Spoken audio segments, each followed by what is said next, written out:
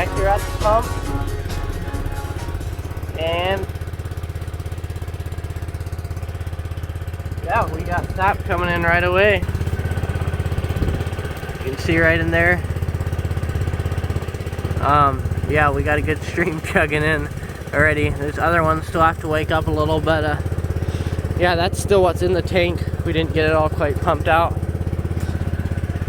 So I'm gonna run back and fire up the other pump. So there you can see one main line comes in right there, and there's two more down there. Those are all coming into that releaser and vacuum system there. So here we got just a bunch of lines. Those little ones are what we call laterals. They're the 5/16 lines that run into the main lines. And right there you can see where we ran one underneath the trail, so we wouldn't block this trail off.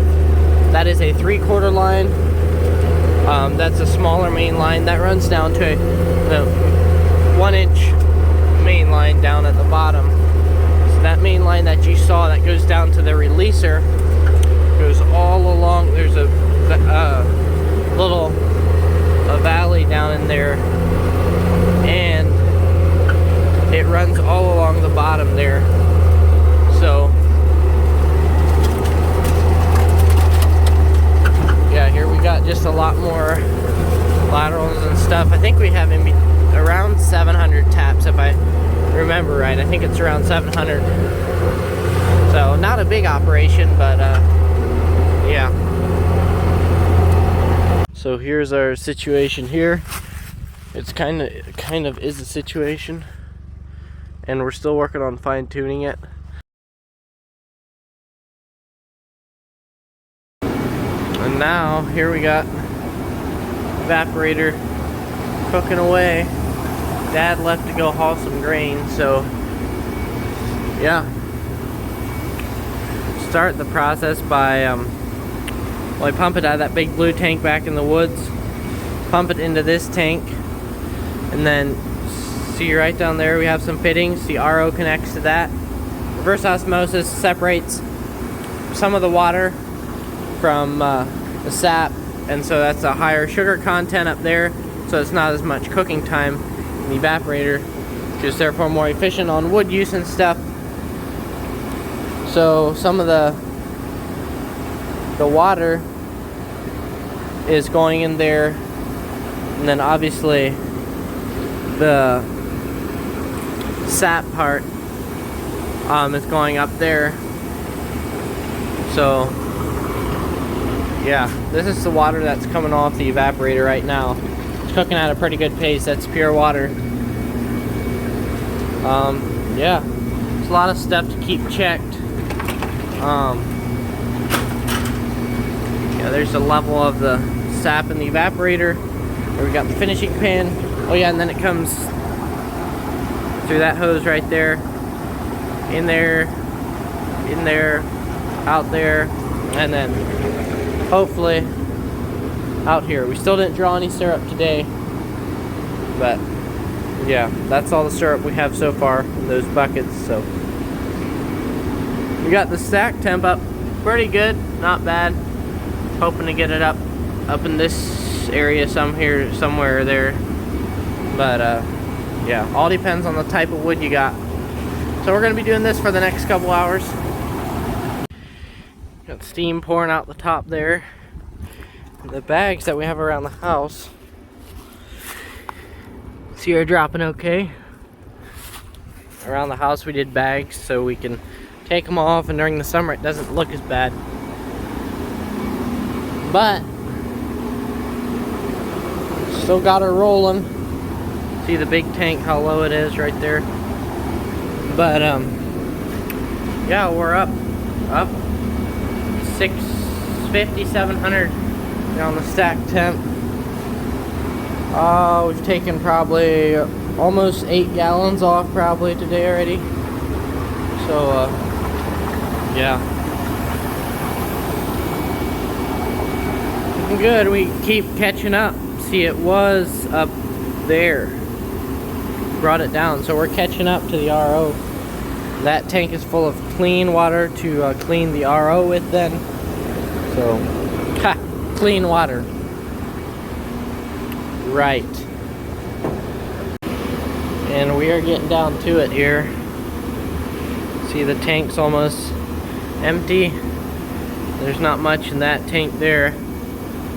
Had to run out and get a little more wood because that thing there full didn't quite get the 1,200 gallons we had to cook. Bailey's over there getting something out of her paw. So, anyway, about getting ready to clean up. We have to wash that tank out, clean the RO out with soap, hot water, and then rinse it all. So, and then probably gather the sap here around the house. We'll see. That right there, what you call the separator, that's where it initially comes in. And the reason it's bubbling so much is because that is a fan right there, and it's blowing air underneath in those flues. It helps it evaporate better, and that is heated simply by the steam off the bottom pan, which is right there. So that's the separator, that's the bottom pan, and that water is being, that sap is being evaporated. The water's being evaporated from the sap. You get the idea. Anyway, yeah, it makes it more efficient. So that's what that is up there. And then down here in this pan is where most of the evaporation happens. You can see back there is how much is coming out. So that's a good stream coming out there.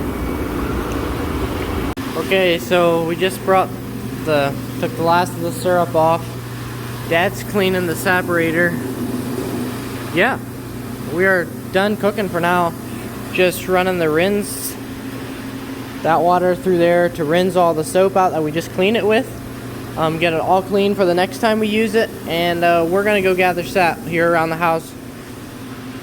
I'm not sure, I think we have maybe in between 50 and 70 taps here around the house that we have to gather. So it's not too bad compared to how we did last year. Last year we gathered everything, which would have been around 700 how we would have gathered by hand. So we're gonna go gathering. So for some of these we have buckets because we ran out of bags. So we kind of have all the different types here. Maybe not every single type, but yeah, we got a bucket over there. And I'll show you a little better view of the bags once we get out there. Okay, so I don't know if you can see what happened to my pants or not, but this tap, it popped out of a hole right there. So all we're gonna do is just take a stick and just pop it back in there. That's not ideal. That's one reason we don't use buckets anymore. But yeah, not ideal. Also, yeah, I just got a straight up bath. But anyways, hey pups, what's going on? If anyone's wondering, yes, those are for sale. So if someone wants a pup, then give us a shout. Okay, Dad still has a little bit to get. We'll probably end up with around 100 gallons here right around the house that we gathered by hand. So is that the last of it right there? I think so. Yeah, so we'll have right around 100. So now we get to go back and look at the big tank, see how full that one is. It's probably pretty close to all the way full. And we're headed back.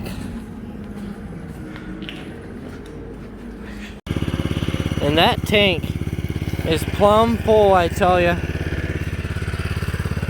Looks like the sap is pretty much done running, really. But that is a lot of sap in there. Wow. Well, we're gonna get it pumped up. Here's our setup. Have this little pump, and we pump it all the way up the hill. You can see the blue line there. It's not the fastest thing in the world, but it works. So yeah, it's gonna take a little bit to get this all pumped out. Okay, so that is as full as we've ever had it.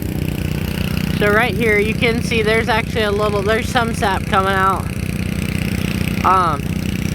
Yeah, Dad's gonna go back, that other little pump we started this morning, gonna go back, and we still have to fine tune that, especially back there. From the back of our woods to the front, there's not much slope at all, and it's a pretty good run, so it's not ideal, and so that's what we kind of had to do.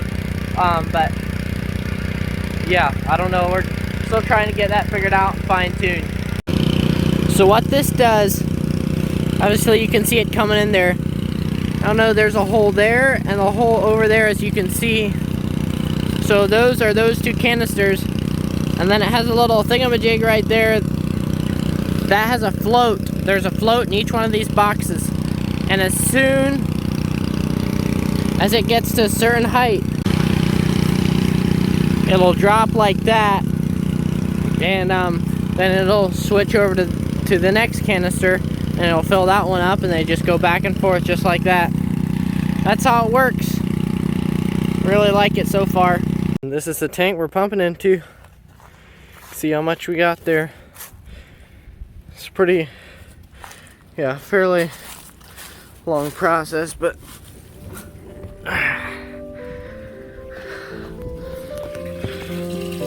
right down in there it goes. Not only did Jesus die for us, like we talked about in the last video, but 3 days after he was crucified, he rose from the dead and conquered death. And now, if we are in him, we can have eternal life. So thanks guys for watching, and